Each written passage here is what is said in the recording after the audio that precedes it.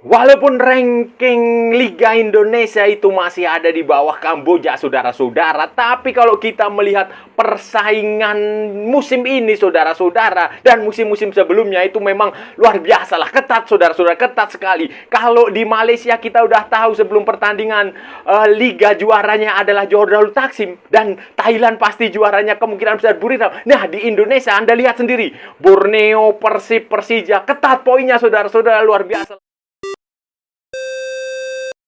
Halo saudara-saudara, jumpa lagi dengan komentator gadungan di sini. Dengan komentator yang gadungan.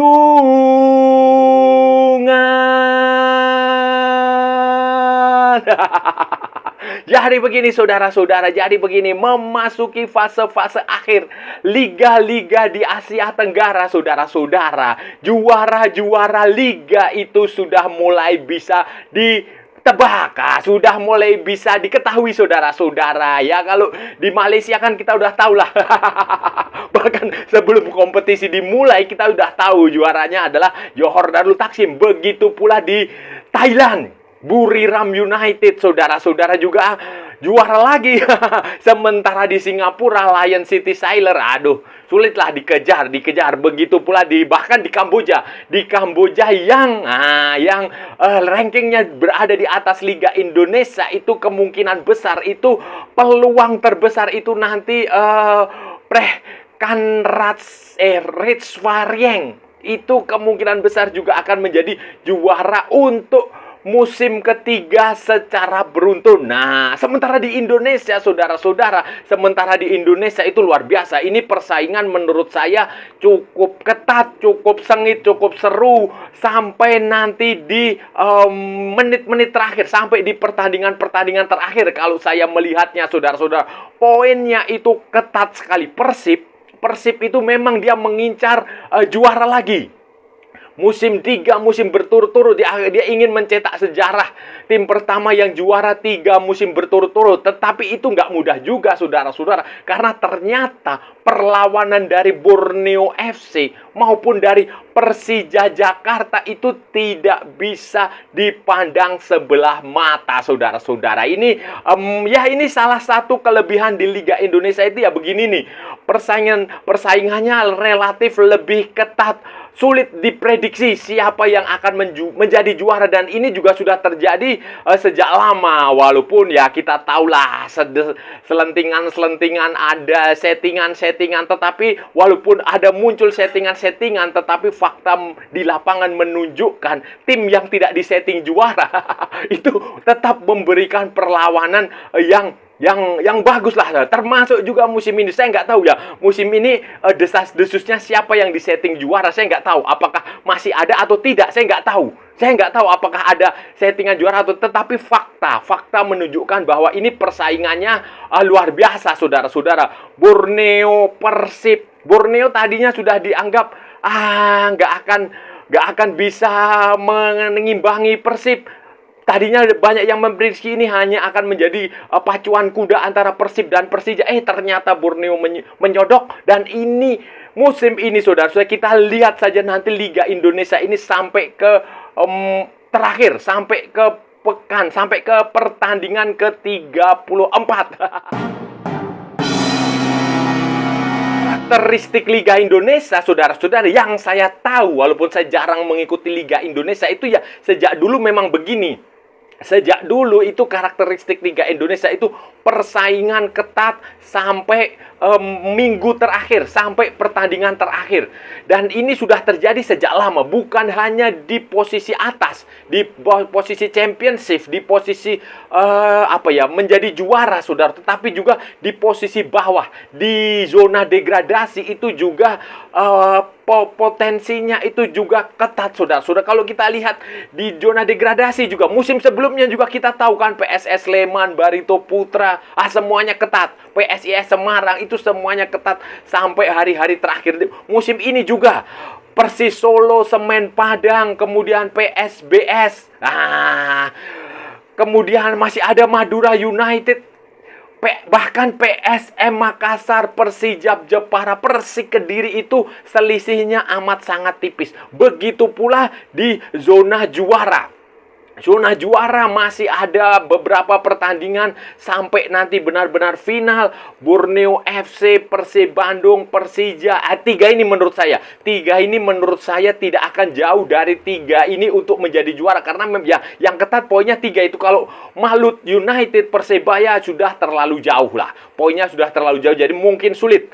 Dan ini nanti saudara-saudara, ini nanti kita nggak tahu ya, di Liga Indonesia itu selalu saja muncul invisible hand, tangan-tangan ajaib yang tanpa diduga mempengaruhi hasil pertandingan. Nah, ini kita tunggu aja. Kalau sudah fase-fase akhir begini nih, yang paling menarik adalah kita tunggu apakah nanti akan ada invisible hand, akan ada tangan-tangan ajaib yang mempengaruhi perjalanan tim, yang mempengaruhi gelar juara di akhir musim. Itu biasanya sering terjadi. Semoga saja tidak terjadi musim ini.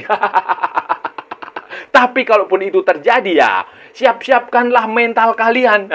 Dan inilah bagian dari kompetisi di Indonesia yang selalu menarik. Selalu menarik. Kalau di Liga 2, di Championship Division kan kita tahu rumornya kan. Rumornya ada satu klub milik orang yang paling penting di negara ini yang konon katanya diskenariokan untuk promosi. Ya, itu rumor-rumor di divisi kedua di Champions, tapi di Liga 1, di Super League ini ya, di kasta tertinggi saya belum mendengar itu. Kalaupun ada ya mungkin saudara-saudara ada infonya, silahkan tulis di kolom komentar. Silahkan. Termasuk kemarin ada kejadian VAR, video asisten referee, ketika Persib Bandung menghadapi Dewa United. Itu apakah juga masuk dalam invisible hand, tangan-tangan ajaib, atau bagaimana? Ya, kita nggak tahu. Biarkan sejarah yang nanti akan membuktikan. Satunya kelebihan Liga Indonesia dibanding liga-liga negara lain, setidaknya di Asia Tenggara, ya ini saudara-saudara, persaingannya yang ketat sampai akhir. Kenapa? Karena materi pemain, rata-rata skuadnya itu ya, komposisi skuad itu tidak berbeda jauh. Maksudnya relatif lebih merata. Antara yang nomor ranking 1 sampai ranking di bawah itu relatif lebih merata, lebih samalah kualitasnya. Nggak ada yang jomplang sekali, yang ekstrim sekali, enggak. Ya hanya faktor luck aja, faktor keberuntungan aja. Tim ini bisa berada di papan atas, tim ini di papan tengah, tim ini di papan bawah. Itu aja. Selebihnya ya secara kualitas materi itu menurut saya relatif lah 11-12. Ini berbeda kalau kita bandingkan dengan Malaysia. Nah, yang paling dekat lah Malaysia atau Singapura. Itu kekuatannya cenderung lebih berat sebelah. Kita lihat di Malaysia ya. Di Malaysia saudara-saudara, itu Johor Darul Taksim sudah menjadi juara Liga Super Malaysia itu sejak sudah beberapa bulan yang lalu. Kita juga sudah tahu, bahkan sebelum musim dimulai itu mereka sudah tahulah bakal juara. Dan musim ini Johor Darul Taksim juga sudah memastikan juara dengan 21 kemenangan dari 22 pertandingan. Hanya seri 1 kali. Dan ini bukan yang pertama. Sebelum musim-musim sebelumnya juga sama. Sebelum musim-musim sebelumnya juga sama. Poinnya sangat ekstrim lah kalau menurut saya, sangat jomplang. Tidak ada tim di Malaysia lain yang bisa mengejar Johor Darul Taksim. Bahkan Selangor yang secara tradisional itu tim yang cukup tua. Secara tradisi itu mereka sebelum TMJ itu membangun JDT itu, Selangor adalah klub terbaik di Malaysia. Itu pun sekarang tidak bisa mengimbangi. Sebelumnya ada Sabah FC di zamannya Saldi Ramdhani, itu juga tidak bisa mengimbangi. Bahkan sampai Sabah FC kemudian kekurangan dana, nggak punya duit lagi. Sekarang muncul kejutan Kuching City. Nah, Kuching City tetapi ya hanya sebatas memberikan kejutan-kejutan kecil saja, tidak memberikan perlawanan yang sangat berarti, karena Johor Darul Taksim itu terbukti terlalu dominan di Liga Malaysia, saudara. Bahkan bukan hanya di Liga Malaysia, di turnamen lain, di cup competitionnya seperti Piala FA. Piala Sumbangsih, Piala Super, kemudian piala apalagi ya, Piala FA atau apalah, itu juga nggak ada yang bisa menghentikan Johor Darul Taksim, saudara-saudara. Jadi ya memang Johor Darul Taksim ini saya nggak tahu, saya nggak tahu kapan akan terjadi. Tetapi di level Asia juga, Johor Darul Taksim juga prestasinya nggak terlalu bagus-bagus amat lah. Lolos ke fase knockout, ke babak 16 besar juga terhenti di situ juga kan. Seperti di Malaysia, saudara-saudara, di Liga Thailand juga kondisinya tidak berbeda jauh. Buriram musim ini itu juara 5 musim berturut-turut. 5 musim berturut-turut, atau kalau di total, saudara-saudara, itu 12 musim. Kalau Johor Darul Taksim itu 10 atau 11 atau 12 musim berturut-turut. Juara, bayangin. Kalau di Buriram ini dia 5 musim berturut-turut juara Thai League One. Atau total 12. Dan walaupun tetapi ini berbeda dengan agak sedikit perbedaannya dengan Malaysia. Kalau di Malaysia, Johor Darul Taksim itu tidak ada lawannya.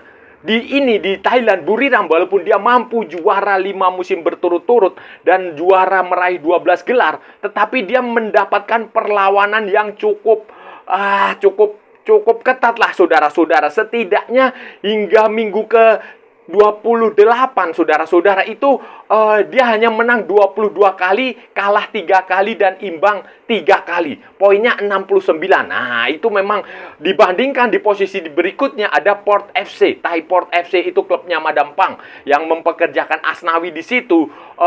Poinnya 54. 28 pertandingan, 16 kemenangan, 6 seri, 6 kalah. Baru di bawah itu ada Ratchaburi, ada BG Pathum United, ada Bangkok United. Tetapi Buriram tidak mudah untuk menjuarai Liga Thailand, Thai League One, saudara-saudara. Tidak mudah. Mereka tim-tim seperti Port, kemudian Ratchaburi, Bangkok United itu juga memberikan perlawanan yang ketat. Berbeda kondisinya dengan Johor Darul Taksim di Liga Super Malaysia. Kalau Johor Darul Taksim di Liga Super Malaysia itu nyaris tanpa hambatan, udah kayak lewat jalan tol. Yang lain cuma penonton, yang lain cuma memperebutkan posisi kedua. Kalau di Thailand ini mereka ketat sekali sampai putaran awal, pertengahan putaran kedua itu biasanya tradisinya seperti itu. Tetapi kalau di Malaysia itu sejak awal musim itu udah tahu.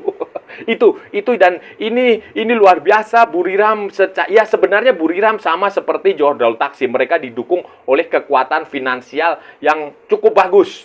Kekuatan infrastruktur fasilitas yang bagus. Kalau di Indonesia itu ya mungkin Persib secara finansial oke, tetapi secara infrastruktur mereka tidak punya infrastruktur sebagus Johor atau Buriram. Yang punya infrastruktur bagus di Indonesia itu ya Bali United, tetapi secara prestasi Bali United ya angin-anginan lah. Nah, ini yang membeda. Begitu pula di Singapura. Di Singapura, saudara-saudara, kalau kita perhatikan, Lion City Sailor itu juga terlalu dominan dan tidak mendapatkan persaingan yang tidak mendapatkan persaingannya. Walaupun sebenarnya di situ juga ada beberapa klub yang secara tradisional juga cukup kuat. Misalnya Albirex Singapura, klub franchise-nya Albirex Niigata. Kemudian Tampines Rover itu juga bagus. Tetapi kurang lebihnya Lion City Sailor ini cukup dominan sekali di Singapura, Saudara-saudara, Liga Indonesia itu ya sebenarnya nggak buruk-buruk amat. Yang buruk, yang jelek itu kan karena Liga Indonesia di level Asia itu prestasinya mengecewakan. Klub seperti Persib tidak mampu berbuat banyak ya. Setidaknya kalau Persib bisa mencapai semifinal atau final Liga Champion Asia 2 ya itu lumayan lah, karena di Asia Tenggara tampil di final Liga Champion Asia 2 itu sudah pernah dilakukan oleh Lion City Sailor. Sebelumnya di era Piala AFC itu Kuala Lumpur City juga sempat tampil di final. Sebelumnya lagi Johor Darul Taksim pernah juara Piala AFC. Jadi itulah yang membuat prestasi klub Indonesia di Asia ini yang perlu dipikirkan di situ. Di Challenge League misalnya Dewa United kalah dari Manila Tigers. Kemudian Manila Tigers dikalahkan oleh Preng Swaryeng dari Kamboja. Walaupun sekelas Kamboja. Jadi itulah yang perlu dipikirkan bersama. Kalau untuk urusan persaingan di dalam negeri, oke lah, udah itu pasti ketat. Tetapi yang sekarang yang ditunggu, yang saya nantikan dari klub-klub di Liga Indonesia itu adalah berbicara di level Asia. Kalau kita belum bisa masuk di Liga Champion Asia Elite, ya setidaknya di Liga Champion Asia 2 atau di Challenge League itu berprestasilah kalian, berprestasilah. Karena itu penting sekali pengaruhnya. Nanti di Liga Champion Asia 2, bahkan sekelas Kamboja itu musim depan itu dia punya satu tim otomatis dan satu tim playoff. Sementara Indonesia itu hanya satu tim playoff.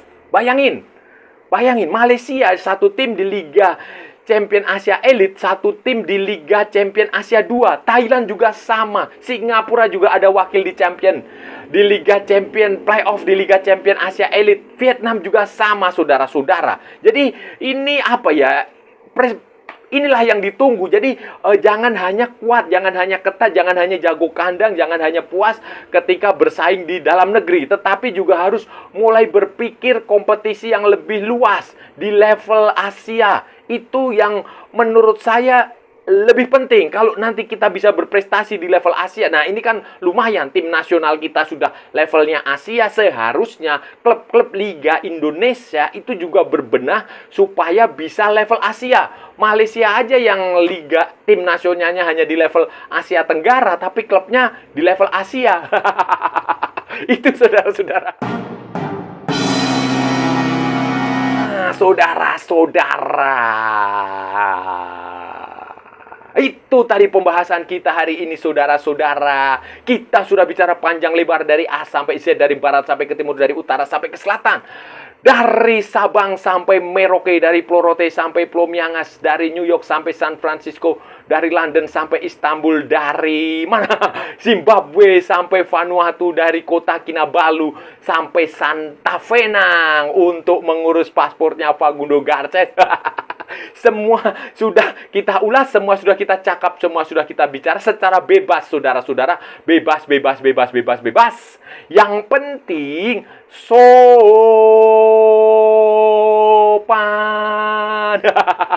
Hari ini tadi, saudara-saudara, kita bicara soal hasil di liga-liga di Asia Tenggara. Terlepas dari tunggakan gaji yang terjadi di beberapa klub, bukan hanya di Indonesia, saudara-saudara, masalah gaji juga terjadi di Malaysia. Masalah gaji juga terjadi di mana? Malaysia jelas, Indonesia dan Malaysia. Thailand mungkin iya, karena saya belum membaca itu. Tetapi yang jelas di Malaysia juga ada tunggakan gaji kemarin. Kelantan, kalau nggak salah, kalau saudara-saudara ingat, The Red Warriors itu sempat nunggak gaji. Sabah juga kabarnya kesulitan gaji. Indonesia jelas lah, PSBS Biak itu juga kok kondisi gajinya gimana. Jadi itu saudara-saudara, seperti itu. Dan secara kualitas, secara liga, memang Liga Indonesia masih berada di bawah Thailand, berada di bawah Vietnam, berada di bawah Singapura, Malaysia, bahkan Kamboja. Itu berdasarkan hasil di kompetisi Asia. Tetapi secara domestik, kalau kita lihat peta persaingan di liga, di kompetisi internal itu, persaingan di Indonesia itu ketat, saudara-saudara. Ketat sekali. Borneo, Persib, Persija itu selisih poinnya sangat tipis. Sangat tipis, dan segala sesuatunya bisa terjadi dalam masih menyisakan 3-4 pertandingan lagi, saudara-saudara. Jadi ketat. Nanti bulan Mei itu penentuannya di situ. Sama kayak di Eropa juga selesai bulan Mei, Indonesia juga selesai bulan Mei. Setelah itu baru Piala AFF. Pemusatan latihan Piala AFF. Jadi ini ketat. Memang Liga Indonesia cukup ketat. Sejarahnya pun dari dulu juga begitu. Tim-tim di posisi atas maupun tim-tim di posisi degradasi itu biasanya ketat sekali. Mereka berjuang untuk menjadi juara hingga menit terakhir. Ya setidaknya kalau secara ranking kita kalah dari Kamboja, masih ada yang bisa dibanggakan lah. Yaitu persaingan di kompetisi Indonesia. Dan saya harap ini tidak hanya berhenti sampai di Liga Indonesia. Musim depan Berusahalah berprestasi di Asia. Setidaknya di Liga Champion Asia 2 bisa sampai ke final. Minimal final lah. Minimal negara tetangga kita aja sudah pernah sampai ke final. Bahkan sudah pernah ada yang juara Liga Champion Asia 2. Format lama ya, Piala AFC ya. Masa kita nggak bisa? Nah, ini kesempatan. Kesempatan dan ya semoga lah. Semoga saudara-saudara. Dan saya rasa sudah cukup ya pembahasan kita kali ini. Kalau ada salah-salah ya mohon maaf. Namanya juga gadungan saudara-saudara. Wajar kalau gadungan itu salah, tetapi kalau benar berarti sebuah kebenaran. Kalau saudara-saudara merasa channel ini bermanfaat, berguna, menghibur, menginspirasi, silahkan like, share, and subscribe. Tapi kalau tidak, saudara-saudara abaikan saja, skip, jangan ditonton. Tetapi jangan nyampah, jangan membuat komentar-komentar yang menghina, menghujat, melecehkan, merendahkan orang maupun negara lain. Santai aja, ini hanya bola. Kita cari teman, bukan cari musuh. Ikuti juga akun media sosial komentator gadungan ada di Instagram, ada di Facebook, dan ada di TikTok. Yang bukan TikTok Shop, saudara-saudaraku semuanya. Oke, sampai bertemu lagi di edisi berikutnya dengan tema-tema yang tidak bermanfaat, dengan tema-tema yang tidak berguna, dengan tema-tema yang jauh lebih membagongkan. Salam olahraga dan merdeka.